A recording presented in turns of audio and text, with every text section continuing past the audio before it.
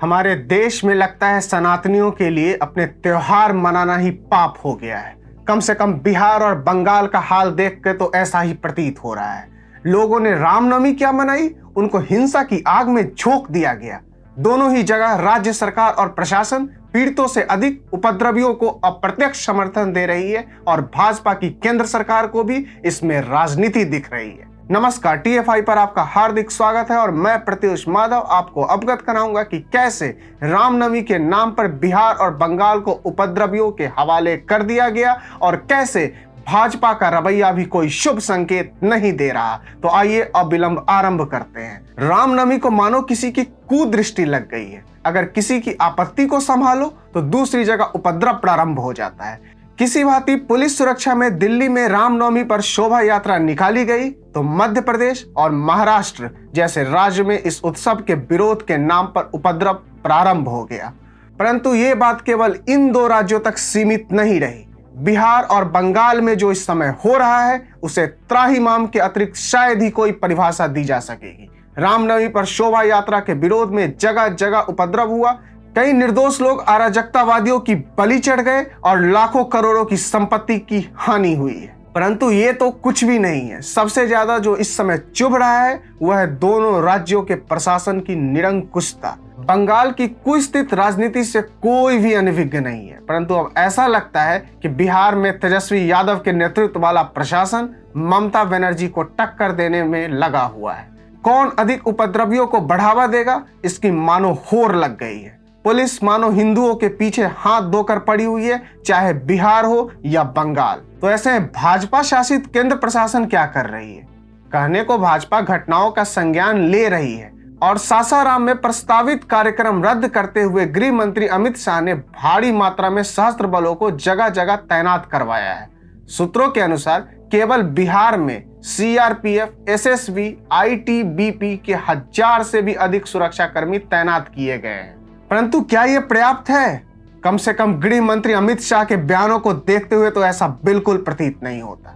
महोदय द्वारा नवादा में संबोधन के दौरान यह कहा गया कि नीतीश कुमार ने अपने जीवन में कई पार्टियां बदली, कई लोगों को धोखा दिया है, लेकिन जिन लोगों के साथ आज सरकार बनाई है उन लोगों ने बिहार की जनता को क्या दिया? केंद्र सरकार ने 2009 से 2014 तक सिर्फ 50,000 करोड़ रुपया दिया था, लेकिन 2014 से 2019 तक मोदी जी ने 1,09,000 करोड़ रुपए बिहार को दिए हैं। केंद्र की सरकार ने बिहार को दुगुना से भी अधिक पैसा दिया है। आज पूरा बिहार चिंतित है। बिहार शरीफ में आग लगी है, सासाराम में आग लगी है, सबको चिंता हो रही है। 2024 में मोदी जी को 40 में 40 सीटें दीजिए और 2025 में भाजपा की सरकार बनाइए। इसके बाद भाजपा सरकार दंगा करने वालों को उल्टा लटकाकर सीधा करने का काम करेंगे। भाजपा सरकार में दंगे नहीं होते।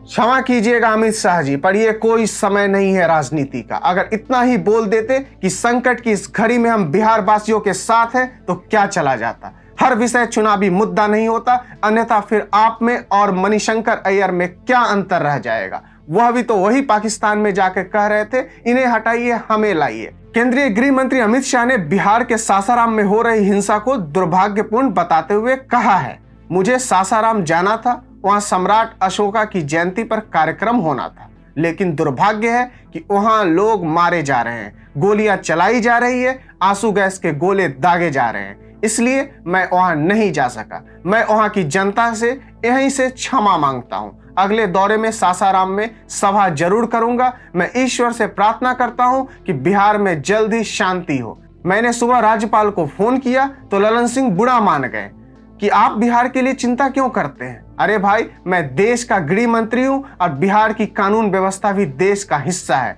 आप नहीं संभाल सकते, इसलिए मुझे चिंता करनी पड़ रही है।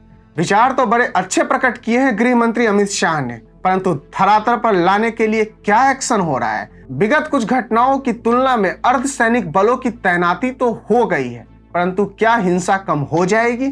क्या इससे उन असामाजिक तत्वों को कोई संदेश मिलेगा? यह प्रश्न इसलिए भी अधिक महत्वपूर्ण है क्योंकि भाजपा कोई छोटी मोटी पार्टी नहीं है। आज उसका प्रभाव केवल भारत तक सीमित नहीं है और यह सिद्ध करने के लिए नरेंद्र मोदी, योगी आदित्यनाथ एवं सुब्रमण्यम जयशंकर जैसे नेता पर्याप्त हैं। और अभी तो हमने राजनाथ सिंह पर प्रकाश ही नहीं डाला। मानते हैं कि सत्ता में बना रहना देश की राजनीति चलाने में सहायता करती है, परंतु वर्तमान परिस्थितियों में अमित शाह जी का यह कहना कि बिना सत्ता परिवर्तन की सहायता संभव नहीं, बहुत ही विरोधाभासी है और ये गलत संदेश भी प्रसारित करता है। आपको हमारा वीडियो कैसा लगा कमेंट सेक्शन में अवश्य साझा करें। बहुत बहुत धन्यवाद।